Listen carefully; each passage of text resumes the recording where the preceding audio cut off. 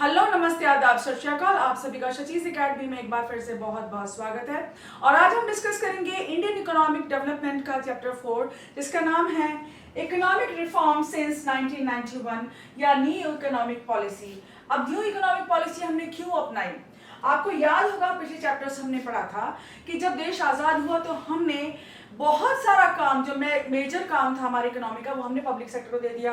अब जब उसकी परफॉर्मेंस देखी गई तो देखा गया कि हम इकोनॉमिक क्राइसिस के शिकार हो गए, यानी कि देश उतना डेवलप नहीं कर पाया जितना करना चाहिए था। इसलिए हम 1991 में क्राइसिस में फंस गए। हमारे पास फॉरेन एक्सचेंज बहुत कम रह गया, देश की हालत बहुत अच्छी नहीं थी। हालांकि कुछ डेवलपमेंट हो चुका था, लेकिन फिर भी हम वो प्राप्त नहीं कर पाए थे जो हमें करना था। इसलिए हम नई इकोनॉमिक पॉलिसी या नई आर्थिक नीति 1991 में लेके आए, जिसके वजह से हमारे देश में बहुत सारे रिफॉर्म्स लाए गए, बहुत सारी नीतियां शुरू करी गई, जिसकी वजह से खेती में, हमारे व्यापार में और हमारे जो उद्योग है उसमें बहुत सारे बदलाव आए, चेंजेस आए। तो आइए शुरू करते हैं चैप्टर 4, उदारीकरण। उदारीकरण का मतलब ये होता है कि जो हम पॉलिसीज फॉलो कर रहे थे, प्रोडक्शन की पॉलिसीज फॉलो कर रहे थे, प्रोडक्शन यानी अपनी इंडस्ट्रीज को बाहर के कंपटीशन से बचा रहे थे, हम इंपोर्ट नहीं कर रहे थे। हमने इंपोर्ट सब्स्टिट्यूशन कर लिया था, चैप्टर 4 को पढ़ लीजिए अगर आपने नहीं पढ़ा है तो। उसमें इंपोर्ट सब्स्टिट्यूशन किया गया, यानी कि हम चीजें अपने घर में ज्यादा बना रहे थे, लेकिन इससे क्या हुआ कि हम फॉरेन एक्सचेंज अर्न नहीं कर पाए और हम बहुत सारी चीजें जो जरूरी चीजें थी उनके लिए भी हमारे पास फॉरेन एक्सचेंज नहीं बचा। अब इसके लिए हमें नई आर्थिक नीति लानी पड़ी। Why economic reforms? देखिए यहाँ पे Government of India realized that the policy of growth for Indian economy between 1950 to 1990 did not lead to expected growth, यानी उतनी ग्रोथ नहीं हो पाई। The system of control quotas and production of domestic industry led to inefficiencies and stagnation. अब Kota control system था जो हमारे यहाँ control करना है, मतलब सारे सेक्टर्स को कंट्रोल करना है, सारे व्यापार को कंट्रोल करना है। गवर्नमेंट ही तो कंट्रोल करती थी, हमारे यहाँ भी पब्लिक सेक्टर का ज्यादा बोलबाला था, गवर्नमेंट सारा कुछ कंट्रोल करती थी। कोटाज अपना लिए हमने, प्रोडक्शन की पॉलिसी अपना ली। कोटाज क्या होते हैं, हमने लिमिट सेट कर दिया कि भाई इतना ही इंपोर्ट करेंगे, यानी कि अगर हमें 200 किलो राइस बाहर से इंपोर्ट करना है तो 200 किलो ही कर सकते हैं, आप 300 नहीं कर सकते, क्योंकि हमारे देश में इंपोर्ट कोटा यानी कि एक लिमिट किसी चीज का, ठीक है। तो जो हमने प्रोडक्शन की पॉलिसीज लगाई थी उन सब से क्या हुआ, बहुत सारी इनएफिशिएंसीज आ गई, उद्योग ढंग से काम नहीं कर रहा था, बहुत सारी डिस्क्रिपेंसीज आ गई, प्रॉब्लम्स आ गई। और स्टैग्नेशन मतलब हमारी जो ग्रोथ थी वो आगे नहीं बढ़ रही थी, स्टैग्नेट हो गई थी, एक जगह रुक गई थी, ना तो आगे बढ़ रही थी और बढ़ रही थी बहुत कम बढ़ रही थी, ठीक है। शिथिल हो जाना किसी चीज का, स्टैग्नेट यानी सड़, जैसे पानी जब स्टैग्नेट होता है तो सड़ जाता है, मानी फ्रेश कुछ नहीं हो रहा था, हमारी इकोनॉमी में नया बदलाव नहीं आ रहा था। Low level of GDP growth. अब low level of GDP growth क्योंकि हमने कहा ना स्टैग्नेशन था, अब ना तो उद्योग बढ़ रहे थे ना व्यापार बढ़ रहा था, तो हमारी जीडीपी ग्रोथ भी नहीं बढ़ रही थी। Revision of economic policy was needed, revision चाहिए था, मतलब नई इकोनॉमिक पॉलिसी चाहिए थी। This led to adoption of new economic policy NEP of LPG. अब ये इंपॉर्टेंट है आपके लिए, एलपीजी की पॉलिसी क्या है। LPG, L stands for liberalisation, P for privatisation and G for globalisation. L का मतलब लिबरलाइजेशन है, उसका मतलब होता है उदारीकरण। पी का मतलब प्राइवेटाइजेशन है, उसका मतलब होता है निजीकरण। और जी का मतलब ग्लोबलाइजेशन है, उसका मतलब होता है भूमंडलीयकरण। अब हम आज लिबरलाइजेशन पढ़ेंगे इस पार्ट में, आगे का डिस्कस हम बाद में करेंगे। लिबरलाइजेशन का मतलब था उदारीकरण, यानी कि जो पॉलिसीज, स्ट्रिक्ट पॉलिसीज हमारी गवर्नमेंट चला रही थी वो सब बंद कर देना और पॉलिसीज को रिलैक्स कर देना, ताकि लोग एक्सपोर्ट इंपोर्ट में ज्यादा भागीदारी कर सके और देश की तरक्की हो सके, ठीक है। Meaning of economic reforms. Economic reforms stand for a set of economic policies which aim to increase the speed of growth and development. ऐसे सेट होता है ये इकोनॉमिक पॉलिसीज का जिनकी वजह से हमारा देश ग्रो कर सकता है। सिंपल टर्म्स में ये, इसका डेफिनेशन याद कर लीजिएगा। Next, India adopted new economic policy and economic reforms of LPG to save Indian economy from crisis। मैंने बताया ना आपको कि 1990 में हमारे पास इतनी क्राइसिस आ गई फॉरेन एक्सचेंज की कि हमारे पास सिर्फ एक हफ्ते का समय था कि हम अपना जरूरत का सामान विदेशों से मंगा सकते थे। भाई कुछ सामान विदेशों से मंगाना पड़ता, हर चीज तो आप अपने घर में उत्पन्न नहीं कर सकते, पैदा नहीं कर सकते ना, तो हमारे पास फॉरेन एक्सचेंज बहुत कम बच गया था। जैसे इस समय पाकिस्तान की हालत है कि वहां पे बहुत ही ज्यादा क्राइसिस आया हुआ है और इकोनॉमी बर्बाद सी हो गई है, ऐसी हमारी हालत थी उस समय। Components of new economic policy क्या क्या है? The policy of liberalisation, L in place of licensing. Liberalisation से पहले यानी 1991 से पहले हम लोग लाइसेंसिंग ज्यादा फॉलो कर सकते, मतलब हर चीज के लिए लाइसेंस चाहिए। प्रोडक्शन करना है तो लाइसेंस चाहिए, कोई फैक्ट्री लगानी तो लाइसेंस चाहिए, कितना उत्पादन करेंगे तो भी लाइसेंस चाहिए, उत्पादन बढ़ाना है तो भी लाइसेंस चाहिए। तो लाइसेंसिंग बहुत ज्यादा चली थी, इसीलिए इसको लाइसेंस राज कहा जाता है। वहां पे लाइसेंस परमिट राज का नाम दिया गया है पहले की इकोनॉमिक पॉलिसीज को। फॉर इंडस्ट्री एंड ट्रेड, उद्योग के लिए, व्यापार के लिए, सबके licence. The policy of privatisation in place of quotas. अब हमने क्या किया, कोटा जो हमने सेट कर रखे थे, भाई हम तो 200 किलो ही मंगाएंगे बाहर से, हम तो 400 किलो ही मंगाएंगे, ये जो कोटा था ना, फिक्स्ड अमाउंट था, वो हमने कैंसिल करके हमने पॉलिसी ऑफ प्राइवेटाइजेशन कर दिया। प्राइवेटाइजेशन यानी निजीकरण करके जो जितना चाहे मंगा लो देश में, और एक्सपोर्ट भी कोई कितना कर सकता है। इस तरह से हमने सेट किया। मतलब कुछ लिमिटेशंस बाद में भी थी, लेकिन स्पेसिफिकली हमने बहुत ज्यादा ढिलाई कर दी, रिलैक्स कर दिए नॉर्म्स अपने, ठीक है। Then the policy of globalisation, भूमंडलीकरण इन प्लेस ऑफ परमिट्स।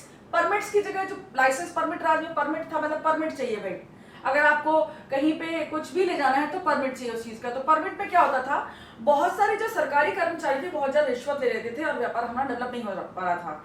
इसलिए हमारी जो इकोनॉमी थी वो स्टैग्नेट कर रही थी, ग्रो नहीं कर रही थी। फॉर एक्सपोर्ट्स एंड इंपोर्ट्स, अब सबके लिए एक्सपोर्ट इंपोर्ट के लिए परमिट चाहिए था। भाई हमें कोई चीज इंपोर्ट करनी है अपने सामान को बनाने के लिए, रॉ मटेरियल चाहिए, या हमें कोई फिनिश्ड गुड्स यानी मशीनरी इंपोर्ट करनी, तो हम नहीं कर सकते थे, सबके लिए परमिट चाहिए था। परमिट मिलना बहुत जंग थी, रिश्वत बहुत भारी देनी पड़ती थी और अक्सर तो मिल ही नहीं पाती थी permission. That means LPG replaced the policy of LPQ। तो पहले हमारे क्या था, LPQ यानी आपका लाइसेंस, परमिट और कोटाज, इसकी जगह LPQ की जगह हम क्या ले आए, LPG ये ले आए। ओके, देन आइए बढ़ते आगे। Then economic reforms of 1991 are classified as. अब देखिए मेजर रिफॉर्म्स कौन कौन से आए हमारे देश में जब हमने नई आर्थिक नीति लाई, ठीक है, वो थी स्टेबलाइजेशन मेजर्स।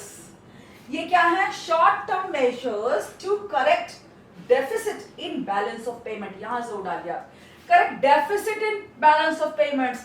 डेफिसिट क्या होता है, कमी, सिंपल से अर्थों में समझ लो, कमी होती है कि हमारे पास जो बैलेंस ऑफ पेमेंट्स यानी फॉरेन एक्सचेंज जो है वो कम है, मतलब खर्चा ज्यादा कर रहे हैं हम, कमा कम रहे हैं, यानी एक्सपोर्ट तो बहुत कम कर रहे हैं, हमारे खर्चे बहुत बढ़ चुके हैं, यानी आमदनी कम है, खर्चा ज्यादा है, तो ये डेफिसिट आ जाता है, कमी आ जाती है।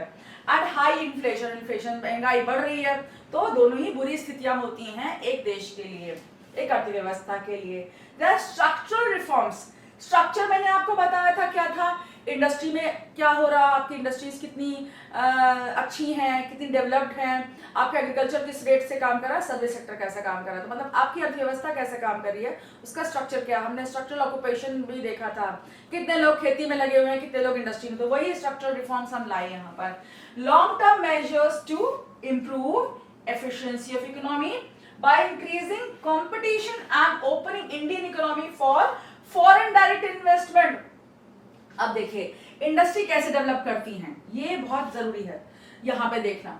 इंडस्ट्री जब डेवलप करती है जब हमारे पास कैपिटल होता है, पैसा होता है, मशीन होती है, प्लांट होते हैं। लेकिन मशीन, प्लांट या हम जो पैसा इन्वेस्ट करने के लिए कहाँ से लाए, हमारे पास इतना पैसा नहीं था, ठीक है। तो हमने क्या अलाउ किया हमारी गवर्नमेंट 1991 के बाद में कि विदेश की जो फैक्ट्रीज हैं, जो कंपनी है, वो हमारे देश में एफडीआई के थ्रू यानी फॉरेन डायरेक्ट इन्वेस्टमेंट, यानी यहाँ पे अपनी फैक्ट्रीज लगा सकते हैं या हमारी जो इंडस्ट्रीज हैं उनमें भी इन्वेस्ट कर सकते हैं, उनके साथ पार्टनरशिप के साथ फर्म्स लगा सकते हैं, ठीक है। उसके बाद बहुत सारी ऑटोमोबाइल इंडस्ट्री में इन्वेस्ट हुआ, बहुत सारे इन्वेस्टमेंट हुए, आपके नई बेवरेज इंडस्ट्रीज आ गई बाहर से। देखिए कोका कोला 1970s में देश से बाहर कर दिया गया था क्योंकि हमें ऐसी कंपनी नहीं चाहिए थी, लेकिन 1991 के बाद बहुत सारी विदेशी कंपनी हमारे यहाँ पर आकर अपनी कंपनियां खोल सकती थी, चला सकती थी। यही हम स्ट्रक्चरल रिफॉर्म्स लाए थे।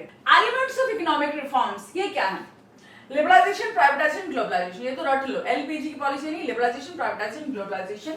अब इसमें क्या है liberalisation, it stands for freedom of firms from direct and physical control of government, यानी कि फ्रीडम, फर्म्स को हमने फ्री कर दिया गवर्नमेंट के कंट्रोल से। सिंपल शब्दों में इसका मीनिंग ये है, यानी जो परमानेंट लाइसेंस जो सब लेने पड़ते थे हम लोगों को कंपनीज को चलाने के लिए, वो सब खत्म, और अब नए सिरे से उदारीकरण के उसमें आप खुले रूप से आराम से काम कर सकते हैं, जो चाहे आप कर सकते हैं, बहुत सारी रिलैक्सेशंस आ गई।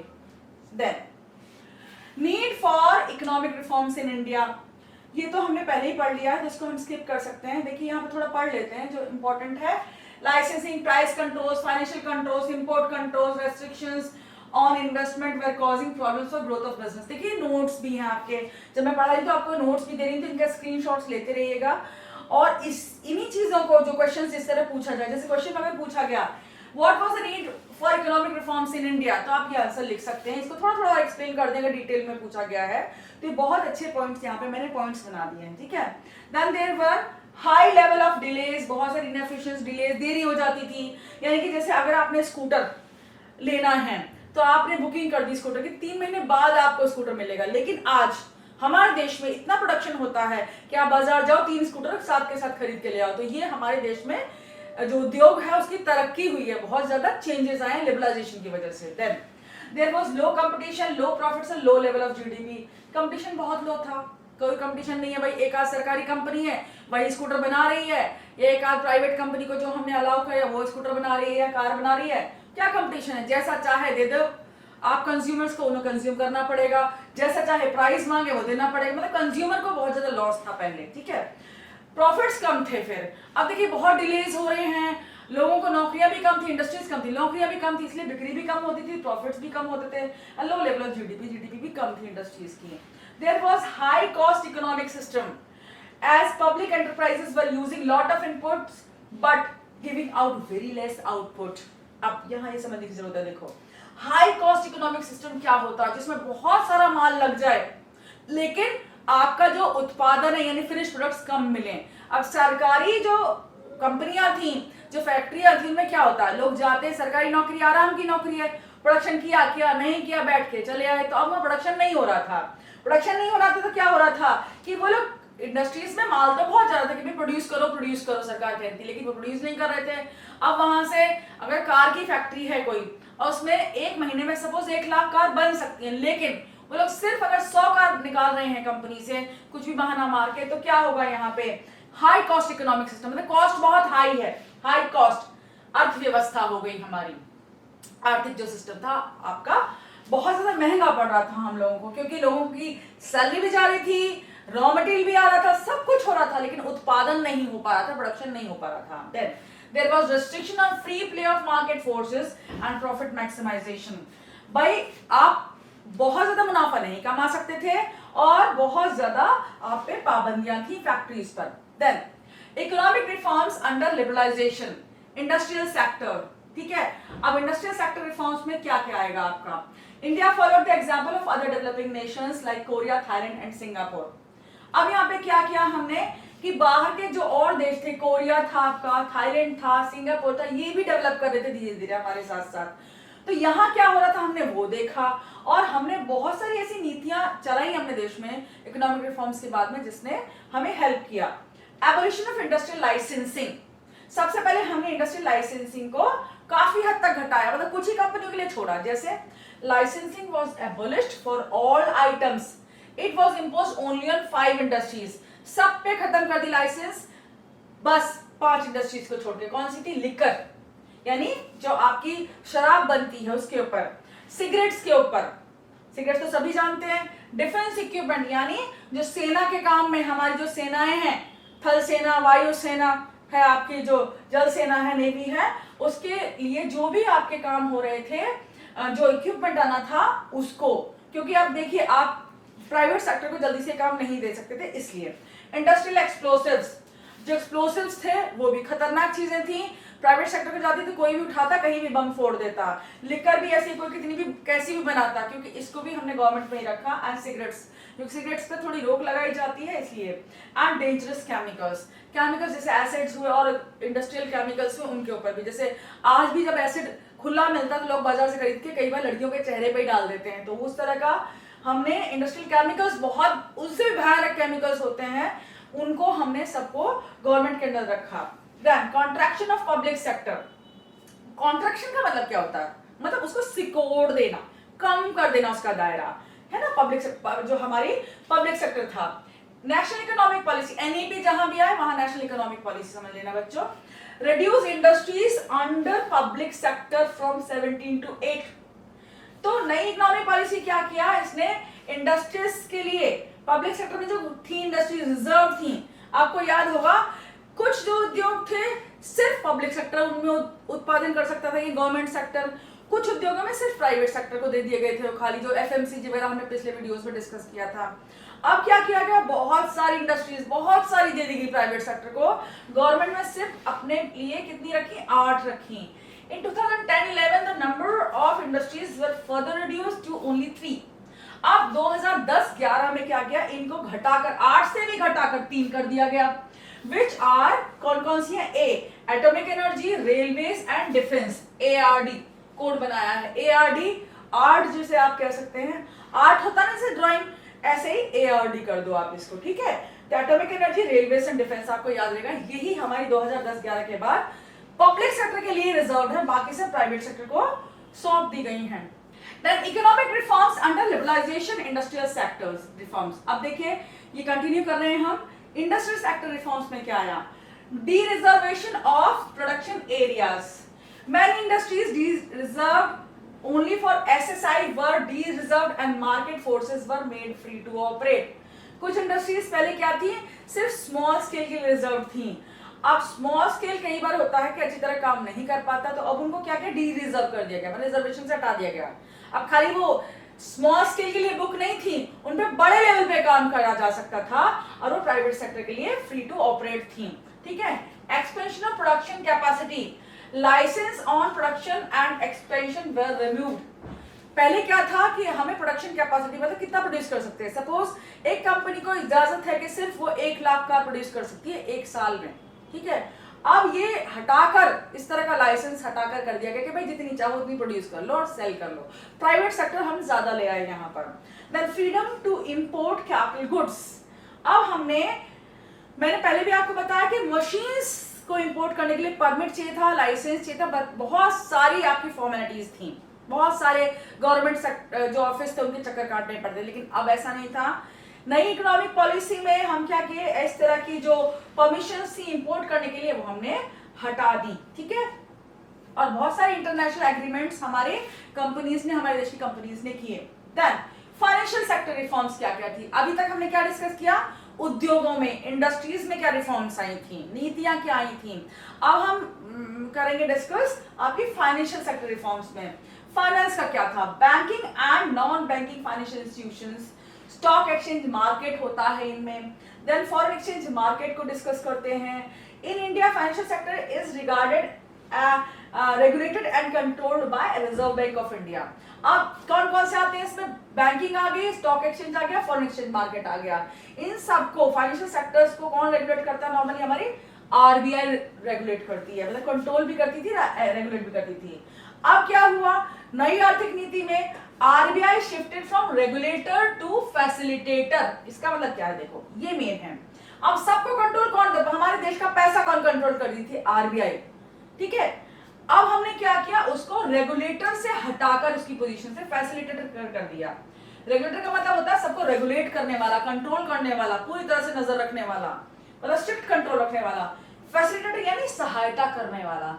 अब बैंक्स की सहायता करने के लिए रह गया, वो रेगुलेट करने के लिए उसका कंट्रोल हटा दिया गया RBI का पूरा जो कंट्रोल था, ठीक है। अभी अपने आप भी बहुत सारा काम कर सकते थे, लेकिन इन्हें कुछ पॉलिसीज अभी भी रूल्स एंड रेगुलेशंस फॉलो करने थे, थोड़े बहुत होने भी चाहिए ये तो, ठीक है। नहीं तो देश बिल्कुल ही अराजकता की स्थिति में पहुंच जाता है, बिल्कुल अनकंट्रोल स्थिति में पहुंच जाता है। Control was replace by competition. अब कंट्रोल को हटाकर कंपटीशन ला दिया गया। भाई जो फर्म जितना अच्छा काम करेगी स्टॉक एक्सचेंज में उसका उतना ज्यादा बोलबाला होगा, वो उतना मुनाफा कमा सकती है। हमारे फाइनेंशियल सेक्टर में क्या क्या चेंजेस आए नई इकोनॉमिक पॉलिसी की वजह से? बहुत सारे private bankers at domestic and international levels पे जो काम कर रहे थे हमारे देश में आ गए, और आज भी जितने सारे बैंक है, देखिए आपके आईसीआईसीआई है, एक्सिस बैंक है, सब हमारे प्राइवेट सेक्टर के बैंक्स हैं जो हमारे देश में काम कर रहे हैं और कंपटीशन बढ़ा रहे हैं बैंकिंग इंडस्ट्री में। पहले ऐसा नहीं था, पहले 2-4 बैंक थे जो इंडिया के थे, सॉरी गवर्नमेंट सेक्टर के थे, वही काम कर रहे थे और बहुत ज्यादा लोगों को परेशानी होती थी इसकी वजह से। Then liberalisation has allowed FII होता है फॉरेन इंस्टीट्यूशनल इन्वेस्टमेंट। इसका मतलब होता है कि आपकी कंपनीज में डायरेक्टली इक्विटी में इन्वेस्ट कर रहे हैं वो लोग, ठीक है। बाहर की कंपनी आपके देश के यहाँ एफडी खरीद रही हैं या आपकी गवर्नमेंट की जो कंपनीज है उनमें इन्वेस्ट कर रही हैं, वो पैसा इन्वेस्ट करते हैं, वो यहाँ के फैक्ट्री नहीं लगाते। अंतर ये है एफडीआई और एफआईआई में। Then foreign institutional investment was raised around 47.4%। अब जो आपकी कंपनीज में इन्वेस्ट कर सकते थे या आपके स्टॉक एक्सचेंज में शेयर मार्केट में इन्वेस्ट करते थे वो 74% तक इंक्रीज कर दिया गया हमारे देश में। Then merchant bankers, mutual funds and pension funds are allowed to set up branches. अब यहाँ पे जितने भी प्राइवेट बैंकर्स थे, मर्चेंट बैंकर्स वगैरह, उनकी ब्रांचेस भी वो लोग यहाँ पे सेट कर सकते थे, लेकिन इससे पहले ऐसा नहीं था। ये चेंजेस आए, मतलब इसको याद कर लेना, नोट्स के फॉर्म में है ये। Then these financial sector reforms have led to growth of the Indian financial sector। इसकी वजह से हमारे सारे फाइनेंशियल सेक्टर में इंडिया के में ग्रोथ हो गई। Then डिमोनेटाइजेशन, डिमोनेटाइजेशन तो अभी हुआ हाल फिलहाल में 2016 में, आपको याद भी होगा नोटबंदी हुई थी 8 नवंबर 2016 को रात के 12 बजे। प्राइम मिनिस्टर मोदी जी के अनाउंसमेंट के बाद सारे 500 के और 1000 के नोट बंद कर दिए गए। अब लोगों को भयंकर परेशानी हुई, लेकिन ये किए किस लिए गए थे?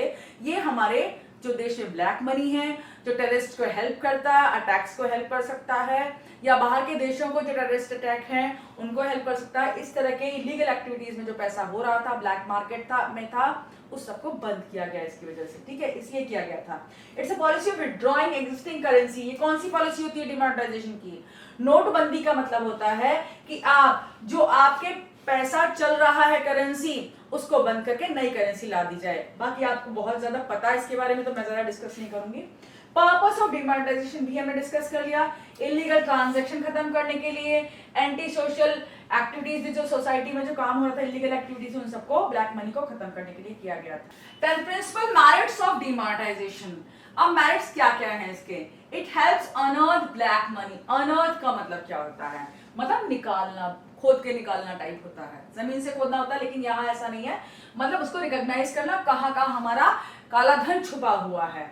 The reduction of shadow economy, shadow economy को पैरेलल इकोनॉमी भी कहा जाता है। देखिए, एक इकोनॉमी ऐसी होती है जहां पे टैक्स पूरा तरह पे किया जाता है और जो लीगल तरीके से चल रही होती है। एक होती है इलीगल इकोनॉमी, पैसा तो है लेकिन उसका कोई रिकॉर्ड नहीं है, उस तरह की इकोनॉमी को शैडो इकोनॉमी या पैरेलल इकोनॉमी कहा जाता है। पैरेलल यानी साथ के साथ चल तो रही है लेकिन उसका कोई रिकॉर्ड नहीं है, ठीक है। अनरिकॉर्डेड प्रोडक्शन हो रहा है, जैसे कि उत्पादन तो हुआ आपका 10,000 करोड़ का, लेकिन टैक्स दिया गया सिर्फ 1000 करोड़ के ऊपर कंपनी ने, तो उसको पैरेलल इकोनॉमी कहा जाता है। मतलब 9000 करोड़ के ऊपर जो भी था आपका टैक्स नहीं दिया गया, तो वो पैसा कहाँ जाएगा? वो अनरिकॉर्ड जाएगा, गवर्नमेंट में कोई रिकॉर्ड नहीं होगा उसका। Principal demerits of demonetisation. अब इसकी डीमेरिट्स क्या थी, कमियां क्या थी आपकी? It led to chaos and disturbed life of people. There was cash crunch, people lost their jobs, there was slowdown in economy, there were large scale layoffs of casual workers in informal sector. अब बाकी तो समझ में आ गया होगा, मतलब पैसे की कमी हो गई, लोग बहुत ज्यादा तंग हो गए थे, अपनी नौकरियां खो दी उन्होंने, इकोनॉमी बहुत ज्यादा मंदी पड़ गई, उसकी स्पीड ग्रोथ की कम हो गई, और लास्ट के लेऑफ्स ऑफ कैजुअल लेबर कौन सा होता है? वो जो दिहाड़ी मजदूर होता है, यानी कि इंडस्ट्रीज में काम करता है, जैसे वेजेस पे, डेली वेजेस पे काम करने वाला, जैसे कोई मिट्टी खोदने वाला, सड़क बनाने वाले लोग, या बोझा ढोने वाले लोग, ठेले चलाने वाले, टेम्पो चलाने वाले लोग, ये सब लोग क्या आते हैं? कैजुअल वर्कर्स आते हैं। कैजुअल वर्कर्स कहाँ काम करते हैं? Informal sector. इनफॉर्मल सेक्टर वो होता है जैसे कि आपकी पान ठेला हो गया, ठेलों पे सब्जियां बेचना हो गया, या छोटी छोटी दुकानें हो गई जो ज्यादा बड़ी नहीं है, रजिस्टर्ड भी कई बार नहीं होती है, जहां वो लोग काम करते हैं, वो कैजुअल लेबर होता है आपका। Then terms to know for taxes. अब टैक्स जो पॉलिसी है फाइनेंशियल सेक्टर में टैक्सेस भी आता है आपके, उसके लिए क्या क्या आपको पता होना चाहिए। What is fiscal policy? It is the policy of revenue and expenditure of government, जहां पे आपकी गवर्नमेंट रिवेन्यू का मतलब है कमाई, और खर्चे का आपका पूरा लेखा जोखा होता है, उसी को फिस्कल पॉलिसी कहा जाता है गवर्नमेंट की। Then tax reforms, they are important components और part of fiscal policy of government.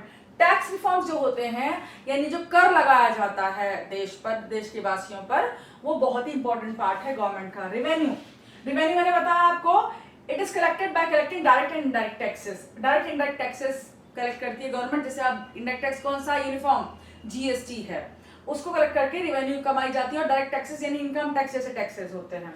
Expenditure building, expenditure किस पे होता है, building, administrative expenditures, defence expenditures, subsidies, pension etcetera. तो इंफ्रास्ट्रक्चर बिल्डिंग यानी देश में सड़कें वगैरह बनाती है गवर्नमेंट। फिर आपका एडमिनिस्ट्रेटिव जो पुलिस है, आपका आईएएस ऑफिसर्स हैं, वो सारे एडमिनिस्ट्रेशन संभालते हैं, वो सब है। गवर्नमेंट के जो ऑफिसर्स हैं वो सब है। देन डिफेंस एक्सपेंडिचर, आपके देश की सेना के लिए एक्सपेंडिचर करना पड़ता है, खर्चा करना पड़ता है। सब्सिडीज देनी पड़ती है गवर्नमेंट को, किसानों को, इंडस्ट्रीज को। फिर पेंशंस भी देनी पड़ती है, बहुत सारे काम गवर्नमेंट करती है, उसके लिए उसको पैसा चाहिए, तो उसके खर्चे यहाँ होते हैं। रेवेन्यू यानी कमाई, और ये हो गया खर्चा उसका। Okay, then direct and direct taxes क्या होते हैं? डायरेक्ट टैक्सेस वो होते हैं, they are the taxes whose burden can not be shifted.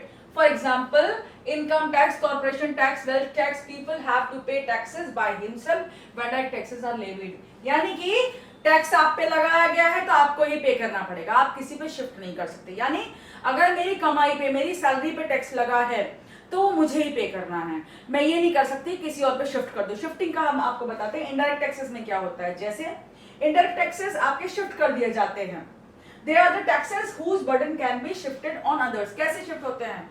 मैं कोई उत्पादन करती हूँ, मेरी एक फैक्ट्री है, वहां मैंने उत्पादन किया, मैंने अब खर्चा करके, एक सपोज डस्टर की फैक्ट्री है, मैंने खर्चा करके डस्टर बनाए। अब डस्टर में जितना भी खर्चा हुआ मेरे पे टैक्स लगा, इंडस्ट्रीज जो उत्पादन करती है उन पर टैक्स लगता है। वो टैक्स मैंने क्या किया, ऐड कर दिया अपने प्राइस में। जो डस्टर का प्राइस है वो कंज्यूमर पे करेगा, मैंने पे नहीं किया।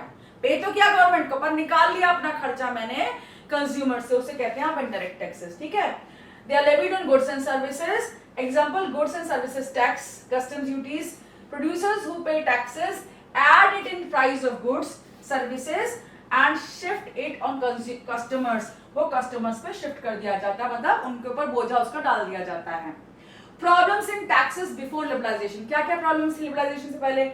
Taxes were very high, tax structure was complex, high and complex taxes led to tax evasion, there was loss of revenue for government।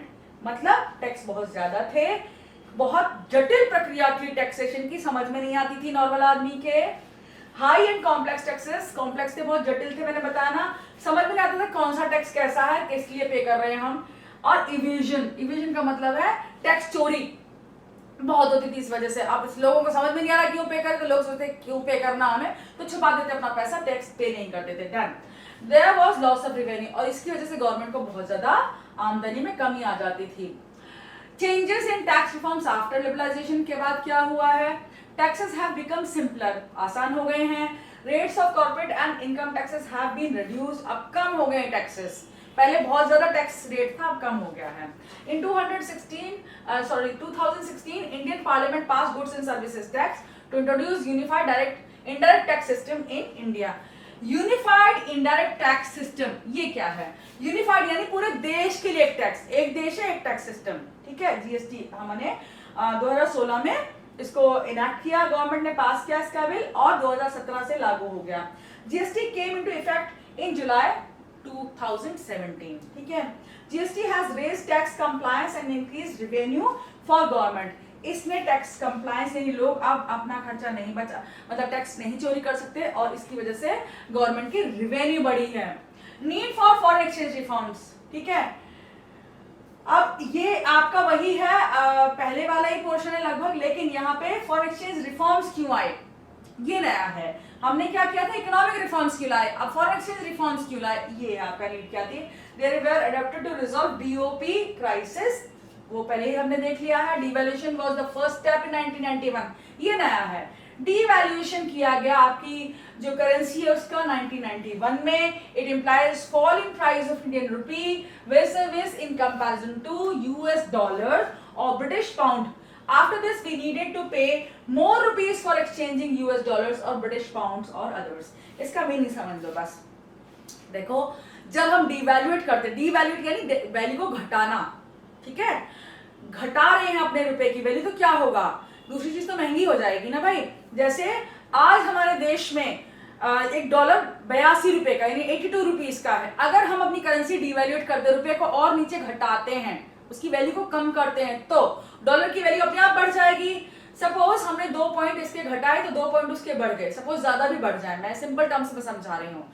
रुपए की वैल्यू अगर हमने कम कर दी, इसका मतलब डॉलर महंगा हो गया। हमने डॉलर 85 रुपए का खरीदना है, यानी कि हमें $1 को खरीदने के लिए 85 रुपए देने पड़ेंगे या 90 रुपए देने पड़ेंगे, 100 रुपए का $1 भी हो सकता है अगर हम अपनी करेंसी को वैल्यू को नीचे करते हैं तो। This was a big step in external sector reforms and led to increase in exports, more inflow of foreign currency in India। अब इसको समझ लो, ये बड़ी स्टेप थी जिसकी वजह से एक्सपोर्ट्स बढ़ गए। एक्सपोर्ट्स क्यों बढ़े, देखो जब हमारा रुपया सस्ता हो गया, इसका मतलब क्या, हमारा माल भी सस्ता हो गया। अब दूसरे देश के लोग क्या करना चाहते थे, हमारे देश से माल खरीदना चाहते थे। जब सस्ता होगा तो लोग ज्यादा खरीदेंगे ना, क्योंकि देखिए अब क्या था, उनका डॉलर महंगा हो गया। $1 में वो, सपोज डॉलर आज महंगा हो जाए और हमारा डॉलर $1 सपोज 85 रुपीज का आ रहा है। पहले वो 82 रुपीज का सामान हमारे यहाँ से खरीद रहे थे, अब वो 85 रुपीज का सामान हमारे देश से खरीद सकते थे। इसलिए क्या हुआ, उन्होंने इंपोर्ट करना ज्यादा शुरू कर दिया। अब वो इंपोर्ट करें तो हमें क्या करना पड़ेगा, एक्सपोर्ट करना पड़ेगा, ठीक है। तो हमारे एक्सपोर्ट्स बढ़ गए डीवैल्यूएशन की वजह से। इसीलिए किया गया था, देश की करेंसी डीवैल्यूएट इसलिए की जाती कि वहां का माल सस्ता हो सके और दूसरे लोग ज्यादा खरीद सके। More inflow of foreign currency in India, और इसकी वजह से हमारे यहाँ फॉरेन करेंसी ज्यादा आ गई, मतलब डॉलर्स हमें ज्यादा मिलने लगे, लोग ज्यादा खरीदारी करने लगे ना यहाँ पे। GST, goods and services tax, has been imposed for uniform tax structure across India as it is one tax in place of all indirect taxes for goods and services। पहले बहुत सारे indirect taxes लगाए जाते थे, इसको परोक्ष कर कहा जाता है आपकी हिंदी में, और डायरेक्ट टैक्सेस को कहा जाता है प्रत्यक्ष कर, प्रत्यक्ष एंड परोक्ष, ठीक है। Slogan of GST, one tax one nation one market, ठीक है, एक टैक्स एक देश एक बाजार, इसका स्लोगन है जीएसटी का। अब आते हैं जीएसटी बेसिक स्ट्रक्चर क्या है जीएसटी का, यहाँ पे क्या क्या रेट्स है, कैटेगरी क्या है गुड्स की, ये है आपके सैनिटरी नैपकिन्स, फोर्टिफाइड मिल्क जिसमें विटामिन डी वगैरह मिला गया हो, फ्रेश फ्रूट्स एंड वेजिटेबल्स के 0% टैक्स है, इन पे कोई टैक्स नहीं है GST. Coffee, tea, spices, electrical vehicles, इनके ऊपर 5% का टैक्स है। Butter, frozen meat products, Ayurvedic medicine and spectacles, इन पे 12% का टैक्स है। पास्ता, पेस्ट्रीज, केक्स, डिटर्जेंट्स के ऊपर 18% का टैक्स है। Automobiles, dishwashers and vending machines, इनके ऊपर 28% का टैक्स है। तो टैक्स स्ट्रक्चर यानी कि बहुत वैसी चीजें जो बेसिक चीजें हैं उनके ऊपर टैक्स नहीं है, बाकी जो लग्जरी आइटम्स उनके ऊपर टैक्स बढ़ता चला गया है। Done. Typical characteristics of GST क्या है, उसकी क्या विशेषताएं हैं। GST is levied at each stage of value addition, ये कैरेक्टरिस्टिक्स हम शुरू कर रहे हैं इसकी जीएसटी की। अब ईच स्टेज का मतलब है कि अगर कोई प्रोड्यूसर जहां से सामान खरीद रहा है उसे वही टैक्स पे करना पड़ेगा, टैक्स स्टेप वाइज पे किया जाता है। जीएसटी जब डिटेल में डिस्कस करेंगे हम बताएंगे वहां पे। It focuses on supply of goods not production, ये सप्लाई के ऊपर फोकस करता है, यानी कि जब चीजें सप्लाई हो रही हैं, बेची जा रही हैं, उस समय कंज्यूमर पे करेगा, आपके प्रोड्यूसर को पे नहीं करना है। Tax is levied when goods leave destination for the buyers. GST paid by the producers on the purchase of inputs is allowed to be adjusted by the producers in their payment of GST proceeds to the government। इसका मतलब ये है कि producers जो tax पे करते हैं वो गवर्नमेंट से रिफंड भी ले सकते हैं बाद में, ठीक है। प्रिंसिपल मेरिट्स ऑफ जीएसटी क्या होती हैं, it is simple and unified tax for whole country, एक देश में एक ही टैक्स सिस्टम है। सारे देश में जितने भी आप प्रदेशों में जाइए, आप केरला में जाइए, आंध्रा में जाइए, सब जगह एक जैसा टैक्स है इन चीजों पर। Refund of GST on inputs is available to producers only when they buy goods from registered suppliers, ये इंपॉर्टेंट है। जो उन्होंने टैक्स पे किया है उसका जो रिफंड चाहिए, एक रिफंड की पॉलिसी भी होती है प्रोड्यूसर्स के लिए टैक्स की। अब उन्हें अगर रिफंड चाहिए इस टैक्स का तो उन्हें रजिस्टर्ड सप्लायर से खरीदनी पड़ेगी, मतलब कहीं से भी नहीं खरीद सकते आप माल। आप रजिस्टर्ड सप्लायर से खरीदेंगे ताकि वो आपको स्लिप दे सकें, पूरा लेखा जोखा हो और आप उसको रिफंड ले सकें। यानी कि यह मतलब क्या है, आपके जो है लीगल इकोनॉमी को बढ़ावा दिया जा रहा है, ब्लैक मार्केट खत्म किया जा रहा है इसके through. It increases transparency in business, business में, व्यापार में बहुत ज्यादा ट्रांसपेरेंसी लाती है, मतलब खुलापन लाती है, सब चीजें प्रत्यक्ष रूप से आपको दिखाई देती हैं, गवर्नमेंट के लिए क्लियर होता है, लीगल होता है। Black money is reduce, black money कम हो जाता है, काला धन। Uniform tax increases the market size for producers. आप अगर एक जैसा टैक्स पूरे देश में लगा हुआ है तो प्रोड्यूसर्स क्या करेंगे, कहीं भी अपना माल बेच सकते हैं। यानी कि अगर यूपी में कोई चीज प्रोड्यूस हो रही थी वो केरला तक भी अपनी चीजें भेज सकता है एक टैक्स के हिसाब से। अब टैक्स अलग अलग नहीं होंगे, पहले क्या था, अलग अलग स्टेट्स के अलग अलग टैक्स थे और बहुत ज्यादा कंफ्यूजन क्रिएट होता था। GST has raised government revenue, इसकी वजह से गवर्नमेंट की रेवेन्यू बढ़ गई है। आपने देखा होगा जब होटल में भी जाते हैं आप या रेस्टोरेंट्स में जाते हैं, वहां आपको बिल दिया जाता है, उसमें जीएसटी एडेड होता है। तो अब क्या है, आपको टैक्स पे करना पड़ रहा है, आप टैक्स चोरी नहीं कर सकते, और आपको सामान खरीदना तो टैक्स पे करना है, इसकी वजह से सारा टैक्स गवर्नमेंट को जा रहा है, उसकी आमदनी बढ़ गई है। डीमेरिट्स ऑफ जीएसटी यानी main teething problems. Teething problems क्या होते हैं, जैसे बच्चे के जब दांत निकलते हैं तो उसको बहुत तकलीफ होती है, यानी कि नए एक्सपेरिमेंट है, कुछ प्रॉब्लम्स जीएसटी में भी आई हैं। जैसे GST is yet to cover all goods in India, for example electricity generation, alcohol, petrol and diesel are out of GST regime. ये कमोडिटीज पे अभी भी जीएसटी नहीं लगा है, अभी बहुत सारा काम जीएसटी में बाकी है, नई नई चीजें होंगी और लोगों को और अच्छी तरह समझ में आने लगेगा। GST taxes for different goods and services are not finally settled which creates confusion. कुछ कंफ्यूजन अभी बाकी है, लोगों को ढंग से समझ में नहीं आ रहा है ये टैक्स। व्हाट इज डीवैल्यूएशन, मैंने आपको पहले बताया, आपको अपनी करेंसी की वैल्यू डिक्रीज कर दी जाती है क्योंकि आपको एक्सपोर्ट्स बढ़ाने होते हैं, ठीक है। ड्यू टू दिस डॉलर और pound can be exchange for more rupees. अब डॉलर महंगा हो जाता है, पाउंड भी महंगा, यानी देश जो संसार की बाकी करेंसीज हैं वो आपकी करेंसी से महंगी हो जाती हैं। और जब क्योंकि आपकी करेंसी सस्ती हो गई तो सब लोग आपके देश से खरीदना पसंद करेंगे चीजें, आपके देश में सस्ता हो गया ना चीजें, उनका डॉलर महंगा हो गया, मतलब अपनी एक करेंसी से वो हमारे देश का ज्यादा सामान खरीद सकते हैं, इसलिए एक्सपोर्ट्स बढ़ जाते हैं, ठीक है। देन ऑब्जेक्टिव्स ऑफ डिवैल्यूएशन क्या थे, it is done to increase exports and decrease imports, imports को कम करने के लिए, एक्सपोर्ट्स को ज्यादा बढ़ावा देने के लिए, ठीक है। Trade and investment policy reforms, it aimed at increasing competitiveness of Indian industries, it reduced foreign direct investment and foreign institutional investment in Indian economy, induce किया इसने, मतलब बढ़ावा दिया। हमारे देश में अगर सस्ता है तो लोग यहाँ आएंगे, यहाँ से माल खरीदेंगे, एक्सपोर्ट्स यहाँ से ज्यादा करेंगे अपने देश में, और एफडीआई भी बढ़ाएंगे और एफआईआई भी बढ़ाएंगे। यही हमारा 1991 के बाद में बहुत सारी इंडस्ट्रीज यहाँ आई, उन्होंने काम शुरू कर दिया और हमारे देश के एक्सपोर्ट्स भी बढ़े। Help in bringing efficient foreign technology to India, जब कोई देश बाहर से आके अपने देश में, हमारे देश में इंडस्ट्री लगाता है तो उसकी टेक्नोलॉजी भी साथ लाता है। अब मान लीजिए इंग्लैंड या ऑस्ट्रेलिया हमारे यहाँ पे कोई फैक्ट्री लगाती है तो लोग तो हमारी तरह काम नहीं करने वाले, हमारी टेक्नोलॉजी, वो अपनी टेक्नोलॉजी लाएंगे, अपनी तकनीक लाएंगे, नई मशीनें लाएंगे, नई टेक्नोलॉजी लाएंगे, नया नॉलेज लाएंगे, और वो हमारे साथ शेयर हो पाएगा, हमारे देश में भी उसको बढ़ावा मिलेगा। Forms of trade and investment policy reforms, ठीक है। ट्रेड इन्वेस्टमेंट पॉलिसी, पहले हमने क्या डिस्कस की थी, फाइनेंशियल सेक्टर रिफॉर्म्स, अब हम क्या कर रहे हैं, ट्रेड रिफॉर्म्स कर रहे हैं। Trade and investment policy reforms were carried out in the form of dismantling quantitative restrictions on imports and exports, dismantle कर दिए गए यानी खत्म किए गए बहुत सारे quantity exports imports, reduction in tariff rates, removal of import licensing, removal of export duties, ये तो मैंने पहले ही बता दिया है आपको। Selling features of trade and policy reforms after liberalization, liberalization के बाद क्या हुआ, इंपोर्ट कोटा खत्म, इंपोर्ट लाइसेंसिंग आपकी खत्म, बस हजार्डस गुड्स के लिए बच गई, reduction of import duties to enhance competitiveness in the domestic market, import duties कम कर दी गई ताकि बाहर से माल आए और कंपटीशन बढ़े डोमेस्टिक मार्केट में। Export duty was withdrawn to make Indian goods price competitive, export duty खत्म कर दी गई या बहुत रिड्यूस कर दी गई ताकि हम अपना बाहर माल बेच सकें और हमारा माल वहां पे महंगा ना हो जाए। देखिए जब एक्सपोर्ट ड्यूटी लगाई जाती है ना एक्सपोर्ट्स पर तो वो महंगे हो जाते हैं, बाहर के लोग उन्हें नहीं खरीदते। जैसे अगर हम शर्ट्स प्रोड्यूस करते हैं और उनके ऊपर एक्सपोर्ट ड्यूटी भी गवर्नमेंट ने लगा दी, 100 रुपए की शर्ट थी, 100 रुपए और गवर्नमेंट ने टैक्स लगा दी तो 200 रुपए की हो गई, और वहां पे जाके हो सकता है 200 रुपए की ना कोई खरीदे हमारी शर्ट को, ठीक है। Then liberalization and laissez faire system, Liberalization is not laissez-faire system. Laissez-faire is complete freedom of market forces, decision to allocation of resources, production, distribution of resources purely lies in the hands of private individuals, and government is just a watchdog to maintain law and order. Laissez faire में क्या होता है, economics में आपने लेजस fair बहुत जगह पढ़ा होगा। इसका मतलब होता है गवर्नमेंट कोई कंट्रोल नहीं करती, सिर्फ आपकी रक्षा करती है, और प्राइवेट सेक्टर में जो मार्केट फोर्सेस हम फ्रीली ऑपरेट करते हैं, और जो मार्केट में बिक रहा है उसी को प्रोड्यूस करते हैं। ना ही गरीबों की देखभाल होती है, ना ही कोई सोशल वेलफेयर होता है, तो जो बिक रहा है मार्केट में वही प्रोड्यूस होता है, इसको लेजस फेयर कहते हैं। वेयरएज लिबरलाइजेशन इसकी विपरीत स्थिति है लेजस फेयर के।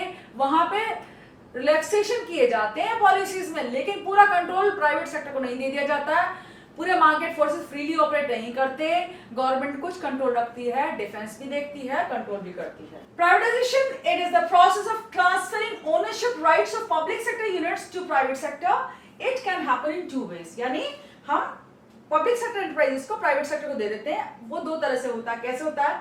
Outright sale of government enterprise. Outright मतलब सेल कर दिया, बेच दिया हमने, है ना। कोई कंपनी थी हमारे गवर्नमेंट सेक्टर की, गवर्नमेंट ने क्या किया, उसके बदले पैसा लिया और प्राइवेट सेक्टर किसी विशेष इंडिविजुअल को दे दी, जैसे अंबानी जी को दे दी हमने कोई इंडस्ट्री अपने देश की, तो क्या हुआ, प्राइवेटाइजेशन हो गया। Withdrawal of government management from mixed enterprise.